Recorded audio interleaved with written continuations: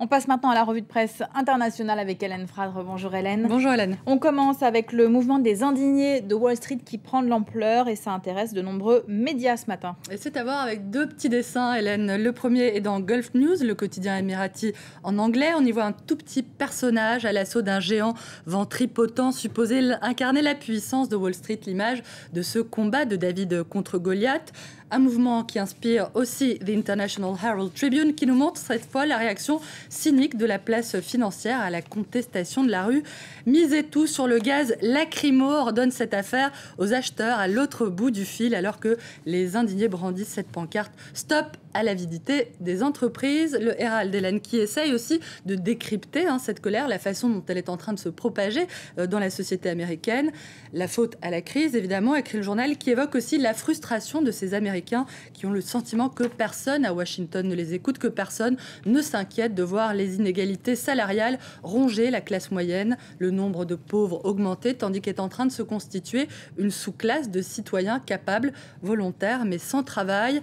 Un problème qui concerne les jeunes, mais pas seulement, et qui aurait à voir aussi avec la façon dont le secteur financier a grandi, avec cette bulle spéculative dont l'éclatement a coûté à des millions d'Américains leur travail, leurs revenus, leur épargne. Bref, un mécontentement profond qui se cristalliserait aujourd'hui donc avec le mouvement Occupy Wall Street.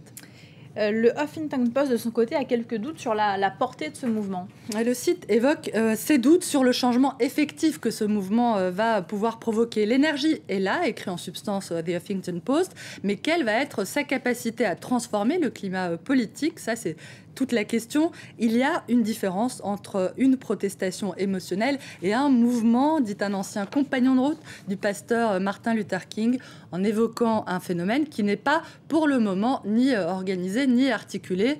Alors certes, les syndicats se sont joints mercredi aux manifestants. Ils leur ont apporté un surcroît de légitimité et d'influence, mais ils vont devoir encore rester disciplinés, concentrés, non violents pour transformer cette colère en pouvoir électoral effectif, ce qui n'est pas gagné.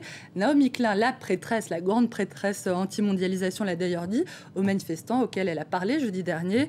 Beaucoup de mouvements ont éclos comme des fleurs, mais se sont vite fanés parce qu'ils n'avaient pas de racines, parce qu'ils n'avaient pas de stratégie à long terme qui puissent les nourrir, les entretenir. Une fois la tempête arrivée, ils ont été balayés. Un autre sujet est abordé ce matin dans la presse, notamment dans le Guardian, c'est l'élection présidentielle qui doit avoir lieu demain au Libéria. C'est une élection à laquelle va concourir la présidente sortante, Ellen Johnson Sirleaf, qui vient de recevoir le Nobel de la paix. Mais voilà, écrit The Guardian, l'attribution du fameux prix risque de ne pas suffire à sa réélection.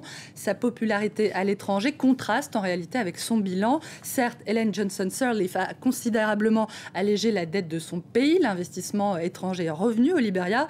Mais dans les rues de Monrovia, la pauvreté est toujours là. Où est le développement? Où sont les emplois? Demandent les jeunes gens dans les rues de la capitale.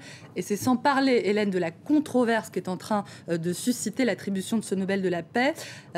Les opposants du Nobel de la paix la dénoncent comme étant l'un des soutiens de Charles Taylor dans les années 80. Charles Taylor, l'homme qui a provoqué la guerre civile dans son pays pendant 14 ans. Et puis la presse internationale évoque également ce matin la primaire socialiste en France. C'est à voir, elle est notamment dans The Guardian qui revient sur les surprises créées par ce scrutin, la forte participation des Français, le fait que les socialistes ont réussi à ne pas s'entre-déchirer au cours des débats, des discussions, note le journal, plus suivies que le remake français de MasterChef. L'idée d'ouvrir les portes du parti est un succès. Cette ouverture a permis aux plus jeunes candidats, Arnaud Montebourg en tête, d'accéder à la scène nationale. Elle a donné de l'épaisseur à Martine Aubry et François Hollande. Cela étant, conclut The Guardian, il reste une montagne à franchir pour le Parti socialiste qui vient de passer la décennie qui vient de s'écouler à se remettre du choc de la défaite face au Front National. C'était en 2002. Pour terminer, plus légèrement, Hélène, à voir à la une du très sérieux d'Independent ce matin, cette nouvelle People, l'ex-Beatle Paul McCartney vient de se remarier. Hélène a 69 ans pour la troisième fois, jamais 203. And he loves her, titre le journal, comme dans la chanson. Voilà. Un peu de romantisme ce matin. All you need is love. Bien, bonne conclusion. Merci beaucoup Hélène, c'était la revue de presse internationale.